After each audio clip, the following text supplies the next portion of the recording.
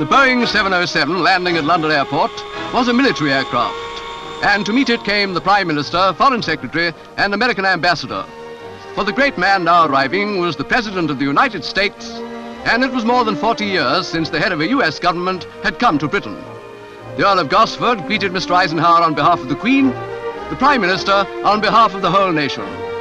No one from overseas was Britain ever more pleased to see.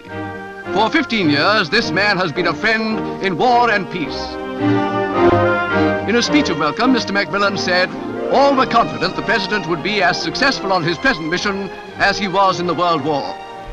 I did not have to come here to assure you or the British people that the American people stand with them strongly, firmly, and determinedly in the defense of freedom, liberty, and the dignity of man.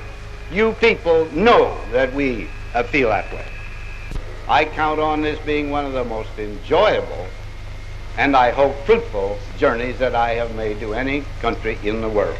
Thank you very much, Mr. Prime Minister. Immediately ahead of the President was a 16-mile drive to the US Ambassador's residence. Mr. Eisenhower had asked for an open car, and here it was, a Rolls Royce. It was lent by a city man coming to the rescue of the government, all of whose cars are saloons. The number, specially for the occasion. 45 minutes was the time allowed for the drive into London, but such were the crowds en route it took more than twice as long.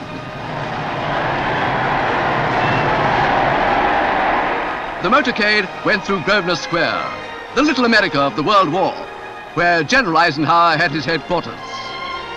Over that scene presides the statue of President Roosevelt, the man who appointed Ike to supreme command. And it was as Ike, friend of Britain, friend of all decent humanity, that the crowds thought of him on this drive through London.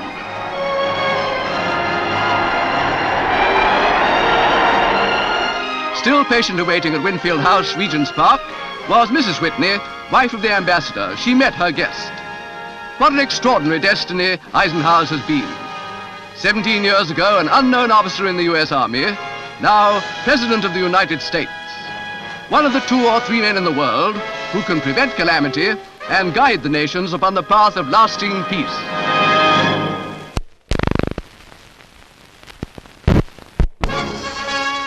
By another military aircraft, this time a Comet of Transport Command, the President flew to Dice Airfield on his way to Balmoral.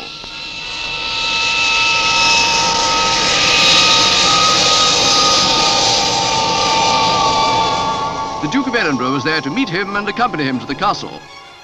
That genius for friendship, which is among Mr. Eisenhower's greatest gifts, infects all who meet him. Certainly it was caught by Dice schoolchildren. The President's son, Major John Eisenhower, was with him. Before leaving Dice, Ike went over to the children. 250 of them had been let out of school for the younger generation to let the visitor know how welcome he was in Scotland. Dice was as near as the Comet could get to Balmoral, so a country drive of 55 miles lay ahead of the party before the President could meet the Queen.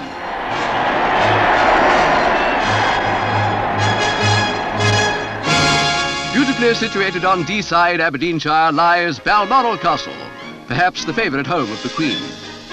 The guard of honour for the historic occasion was mounted at the castle gates by the 1st Battalion Royal Highland Fusiliers. The President's car was now approaching, and the Queen herself, with Princess Margaret, awaited his arrival. This was the beginning of a most happy interlude in Mr. Eisenhower's diplomatic tour, for Her Majesty and several of the royal family have been his friends since wartime years. The greeting now was unaffected and warm. The guest accepted the invitation to inspect the guard of honour.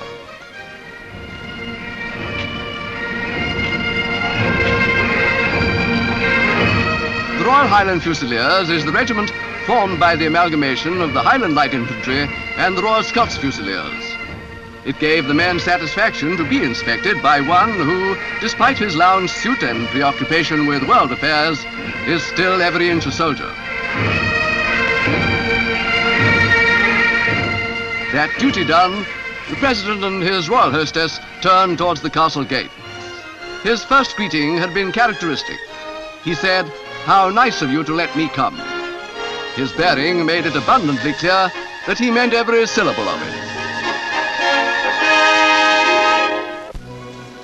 Balmoral was the handsome background of the picture of the year. For the newsreel cameras, the royal family posed with the President, his son, and Major General Snyder, his doctor. To the royal children, Mr. Eisenhower was Uncle Ike. He asked Princess Anne, "Are you going to learn to cook?" The Queen promised to send him samples. And so, from royalty to the man in the street comes the same verdict. Never has any ruler from overseas won so much affection as the President, our friend Ike.